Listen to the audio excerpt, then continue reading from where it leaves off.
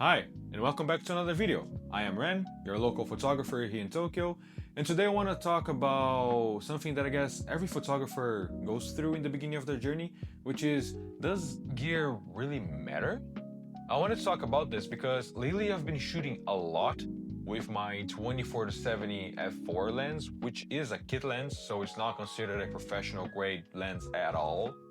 But I've been getting results nowadays that I could never get when I was in the beginning of my journey. And the only thing that has changed is my skill and just a filter that I added in the lens. That's it.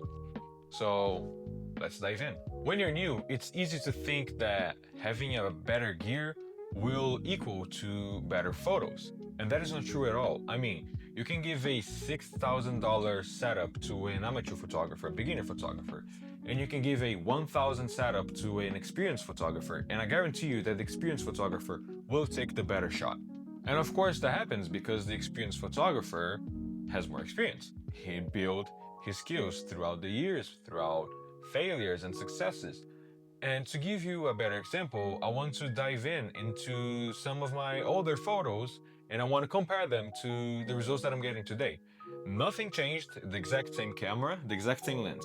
The only difference is that back then from today, I just added a black mist filter to my lens and that's it. The only difference is the filter, once again, the filter and my skill. Okay, so in this photo here, this photo is from 2020. I took with my, again, the 24-70.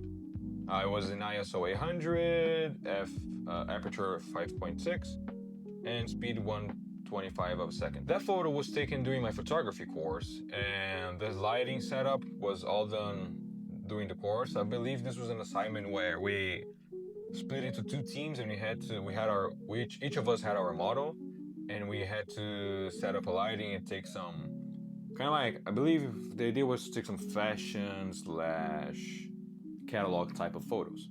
So that's what we came up with. It was a male model, so we did a more side light to give more shadows to him because that's a more masculine light. And there's nothing wrong with the pose. I mean, the pose is pretty decent, the lighting is pretty decent, but you can see, at least from my point of view, the editing, for example, it's very subtle, almost non-existent, very light. That's like, again, a photo from 2020 when I was still in the beginning of my photography journey. Let's jump into another one here.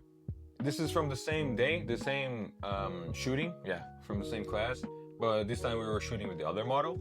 And I don't remember if the lighting setup was done by me or someone else in our team.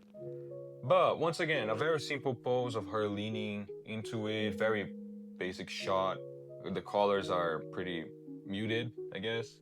And again, there's nothing extremely wrong about it, but it lacks, at least in my opinion, lacks a bit of personality. And if we fast forward a little bit into this time here, so this photo you can see it has that autumn style to it. It's also from 2020. And the thing is, that was back in my time of experimenting because I was trying out different stuff. I mean, the grass was green. I just, for some reason, decided to change it into the brownish tone that you see. And once again, I remember I really liked this result because I was experimenting and I was trying to find my style and I was trying to play around and find the colors, you know? But once again, there's nothing wrong with this photo. It's pretty decent photo. But I want to just so you guys can have a comparison thing, okay? Okay, so this photo, this was a shoot that I did by myself. This time, I was not tied to my photography course. And I wanted to shoot at the arcade, so we went to round one. This is my old classmate. She was down to model for me, which is pretty nice of her. And I wanted to get us more of the foreground of the machine to show the scenario. I wanted to capture that colorful roof there.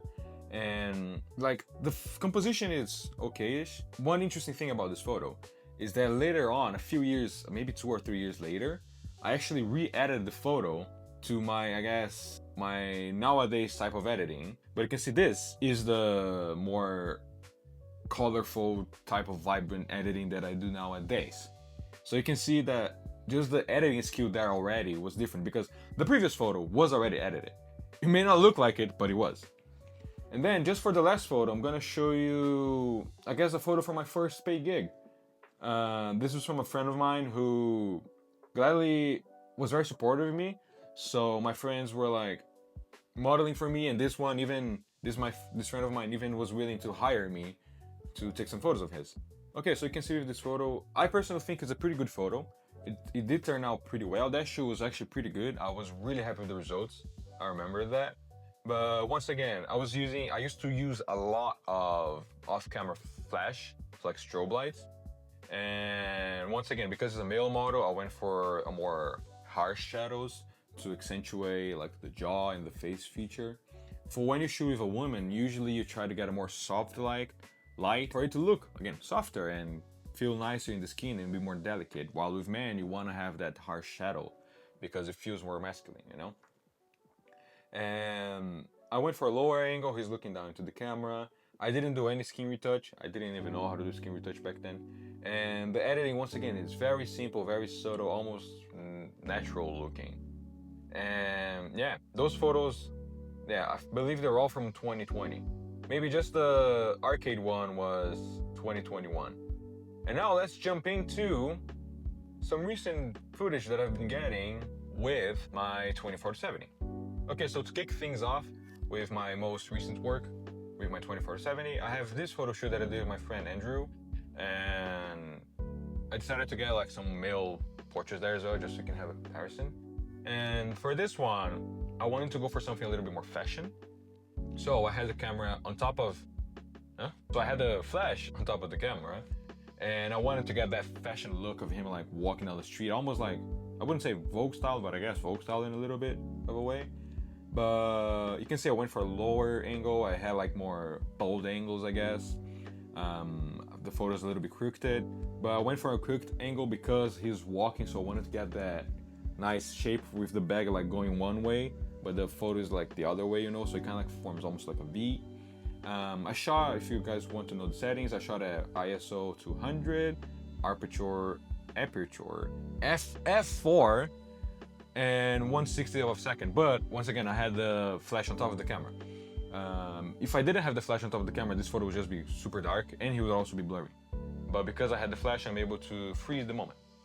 Okay, so this one is another shot that I'm really proud of. I really liked the lighting, the angle, the way she's posed with her walk and everything. And I remember that this was the shoot that actually made me want to start using my 24-70 more, because after I bought my 85 millimeters, which is my main lens right now, I kind of like retired my 24-70 because I just really love the bokeh and everything from the 85. But the thing is, once I shot with her, she wanted to shot going across the street, and although I could have used it with the 85, it would be more of a challenge because I had to be further away from her and we're more likely to have people walking in front of us. So I was like, okay, I'm just gonna use my 24-70 and see how things go, you know? And that's the result that I got, and I was really happy with it. And I really love the colors that I was able to get with the edit. I really like that sunlight coming from behind, the shadows on the floor of not only her, but also all the other people walking across, and the way she's looking to the camera. And of course, those are details. For example, she's looking at the camera, is like her poses, everything is props to her. But when I'm talking about my part of the work, I guess, the angle that I went for, the lines, like the cross line, like pointing away towards her, like all the lines drawing your eye to her. Those are things that I wouldn't really sometimes consider when I was shooting back then, you know, in 2020. And here we got another shoot that I did with a friend of mine, Sako. And this time I wanted to get a closer portrait, so I believe I shot all the way in, I shot it all the way in 70 millimeters. I was in ISO 400, f4, and 160 of a second. I really wanted to get a closer portrait, so that's what I went for. Most of the times when I was shooting my 24-70, I ended up using the 24 millimeters because I want to get a wider shot. But in this time, I wanted to close in, so that's what I did. But I really love her posing, the way she's looking into the camera. I love the colors that I was able to get as well. And like those colors, for example, if you compare those colors to the colors from photos from 2020, you can see that my editing skill also improved, as well as my skills while shooting. And I still have a lot to improve, not gonna lie. Like, I know that I still make mistakes nowadays, you know? I'm not perfect, no one is. There's always room for improvement, you know? And now for the last shot I wanna show you, and this is one of my favorite photos ever, which is this one with her holding the cloth going towards the camera, her looking into the camera, her posing, her shoulder like looking very sharp with her elbow as well. I really love the colors, the way the pink is popping. I remember when I was editing, I wanted to give a little bit of contrast in the background, so I went for a little bit more bluish tone in the background. If I went for green, it would pop even more because in the color wheel, like one thing that is really important as well for people to learn is the complementary colors or the chromatic circle. So it's like a circle with all the colors. And for example, if you have orange here, you're gonna have blue down here. So that means that those colors contrast each other. So if you have, like, there's the Monster bottle. I think it's the mango one. If you look at it, the M is bright orange, but the rest of the bottle is blue because those colors, they contrast each other. So for this photo here, the pink is usually contrasted by green, like a bright green.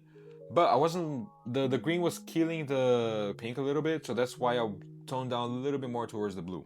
Again, the only thing that changed was my skill and just a filter that I added into the camera, and that's it, the black mist filter. And you can see just like by improving my skill that the results are much better, you know? And I feel like the point of this video was just to try to show you that you shouldn't focus too much on gear, especially if you're beginning.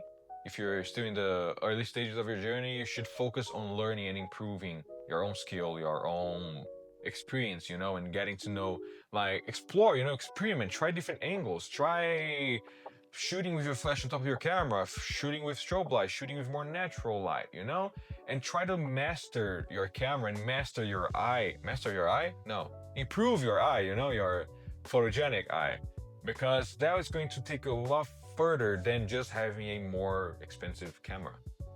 Now, I'm not saying that gear never matters. I feel like your gear matters when you have outgrown it. For example, I shoot with a Nikon Z6, which is a camera from 2018. And I want to upgrade to a newer camera because I'm shooting more videos, I'm trying to get more into cinema, and the Z6 doesn't shoot log, and I want to shoot logs, so that requires me to buy a new camera. And that's the main reason why I'm thinking of upgrading. Not because I need a better camera to get good results, but because I am in a phase where I'm outgrowing my gear, you know? So in the end, your gear only matters once your creativity starts to outgrow it. Until then, you should just go out and practice and experiment and build your skill set with what you already have. Because in the beginning of your journey, in the beginning of photography, the best camera for you is the one that you already have. So yeah, that's what I wanted to blab about. I hope you enjoyed this video. I hope I could give you some insight, you know, on what my experience has been. And once again, I hope you enjoyed it. Let me know in the comments below what you'd like to see more here in the channel, or if you have similar experiences, if you want to share your own stories, if you got surprised by your own results with older equipment, you know. But yeah, thank you so much for watching. Like and subscribe.